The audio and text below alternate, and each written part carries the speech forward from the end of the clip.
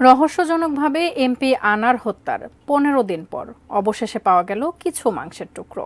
মঙ্গলবার সঞ্জীবা গার্ডেনের septic tank থেকে উদ্ধার হয় মাংসের দলাগুলো। তবে সেগুলো আনারের দেহের খণ্ডাংশ কিনা সেটি এখনও নিশ্চিত নয়। আর এ নিয়ে তৈরি হয়েছে একরকম ধোঁয়াশা। এদিকে ২-১ দিনের মধ্যেই কলকাতায় যাচ্ছেন এমপি আনার কন্যা ডরিন। তবে কি এবার আনারের লাশ নিয়ে ধোঁয়াশা কাটছে, জানাচ্ছেন এসআই রাজ।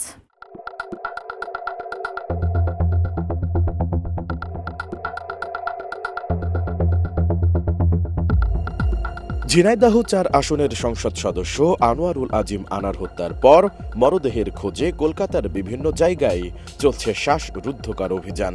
প্রায় ক্লুলেস এ হত্যাকাণ্ডের ১৫ দিন পর মঙ্গলবার নিউ টাউনের সঞ্জীবা গার্ডেন্সের সেপটিক ট্যাঙ্ক থেকে কিছু মাংসের টুকরো উদ্ধার করা হয়েছে।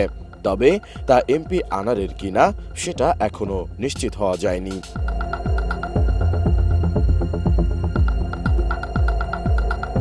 খণ্ডিত এই মাংসের টুকরোগুলো এমপি আনারের কিনা তা নিশ্চিত করতে আনারের মেয়ে মুমতারিন ফেরদৌস ডরিনকে কলকাতায় নেওয়া হচ্ছে। মঙ্গলবার রাতে ঢাকা মহানগর পুলিশের গোয়েন্দা শাখার প্রধান হারুনুর রশিদ এ তথ্য জানান। এমপি আজিম হত্যাকাণ্ডের ঘটনা তদন্তে তার নেতৃত্বাধীন ৩ সদস্যের একটি গোয়েন্দা দল এই মুহূর্তে কলকাতায় অবস্থান করছে।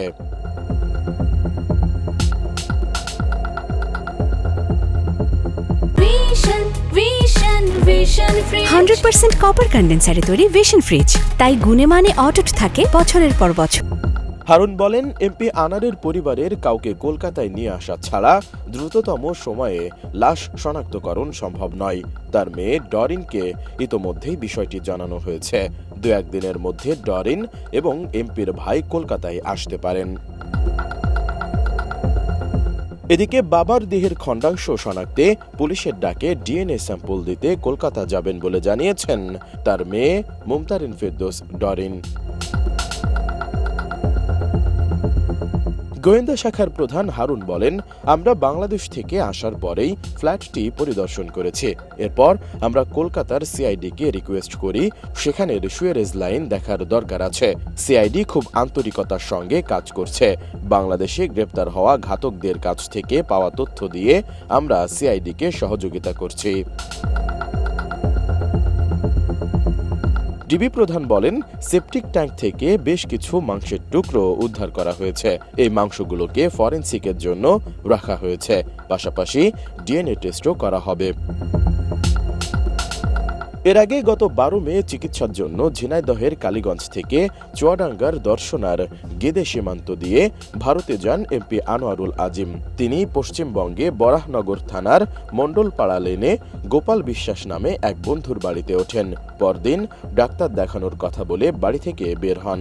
এরপরই নিখোঁজ হন তিনি। বাড়ি থেকে বের হওয়ার ৫ দিন পর গত ১৮ মে বরাহনগর থানায় আনোয়ারুল আজিমের নিখোঁজের বিষয়ে একটি জিডি করেন বন্ধু গোপাল বিশ্বাস। এরপরও ৩ বারের এই সংসদ সদস্যের খোঁজ পাওয়া যায়নি। এরই মধ্যে হঠাৎ খবর ছড়ায় কলকাতার পার্শ্ববর্তী নিউ টাউন এলাকায় একটি আবাসিক ভবনে আনোয়ারুল আজিম আনার খুন হয়েছেন। ঘরের ভেতরে পাওয়া যায় রক্তের ছাপ। এখন শুধু অপেক্ষা চাঞ্চল্যকর এই হত্যা রহস্য উদ্ঘাটনের। এসআই রাজ, এটিএন নিউজ।